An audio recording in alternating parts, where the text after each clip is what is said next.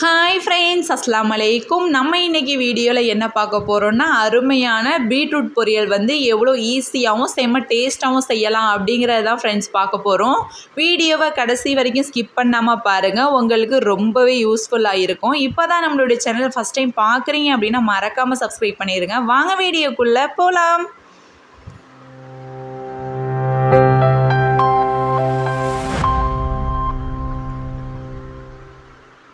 First ஒரு mixie jar எடுத்துக்கோங்க friends.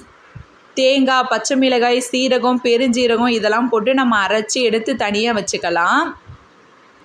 ஒரு கடாய் எடுத்துக்கோங்க. அதில் கொஞ்சமாக எண்ணெய் ஆட் பண்ணிக்கோங்க. நீங்கள் நல்லெண்ணெய் எடுத்துக்கிட்டாலும் உடம்புக்கு ரொம்பவே நல்லது தான். கடுகு இருக்கு இல்லையா ஃப்ரெண்ட்ஸ், அதை வந்து நம்ம போட்டுடலாம். கடுகு வந்து நல்லா பொரிஞ்சு வரட்டும். இந்த பீட்ரூட் பொரியல் வந்து உடம்புக்கு ரொம்பவே நல்லது ஃப்ரெண்ட்ஸ். அதாவது ஹெச்பி லெவலை வந்து ரொம்பவே இன்க்ரீஸ் பண்ணும். குழந்தைங்களுக்கு கூட நம்ம கொடுக்கலாம், ரொம்பவே விரும்பி சாப்பிடுவாங்க.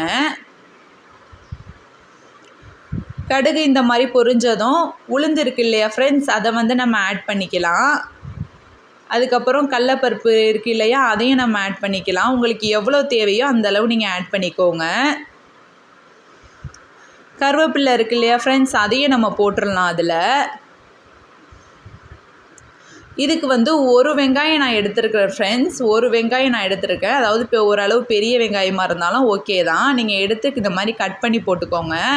அது ஓரளவு ஒரு கோல்டன் கலர் வரும்போது நீங்கள் வந்து தக்காளி இருக்குது இல்லையா, அதையும் வந்து இந்த மாதிரி நல்லா ஆட் பண்ணிக்கோங்க.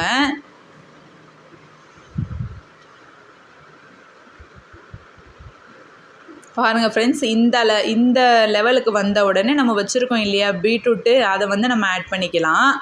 பெரிய சைஸ் ஒரு பீட்ரூட் தான் ஃப்ரெண்ட்ஸ் நான் எடுத்திருக்கேன். பெரிய சைஸ் பீட்ரூட் வந்து நான் எடுத்திருக்கேன். கொஞ்சமாக ஒரு பிஞ்ச் அளவு மஞ்சத்தூள் ஆட் பண்ணிக்கோங்க.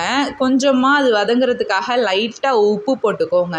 அதிகமாக போட்டுறாதீங்க. தேவைப்பட்டால் உப்பு கொஞ்சம் ஆட் பண்ணிக்கோங்க. கொஞ்சமாக போட்டு நல்லா இந்த மாதிரி கிண்டி விடுங்க. பாருங்கள் ஃப்ரெண்ட்ஸ், கொஞ்சமாக அதில் தண்ணி தெளிச்சுக்கோங்க. ஏன்னா பீட்ரூட் வந்து கொஞ்சம் வேகணும் அப்படிங்கிறதுக்காக நம்ம கொஞ்சமாக தண்ணி ஆட் பண்ணிக்கலாம்.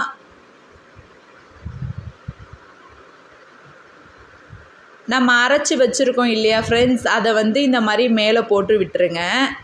பீட்ரூட் வந்து ஓரளவு வெந்ததுக்கு அப்புறமா லாஸ்ட்டாக இதை வந்து மேலே அழகாக தூவி விட்டுருங்க. தூவி விட்டுட்டு ஒன் டைம் நீங்கள் நல்லா கிண்டி விட்டிங்கன்னா பீட்ரூட் பொரியல் வந்து அருமையாக ரெடி ஆகிடும்.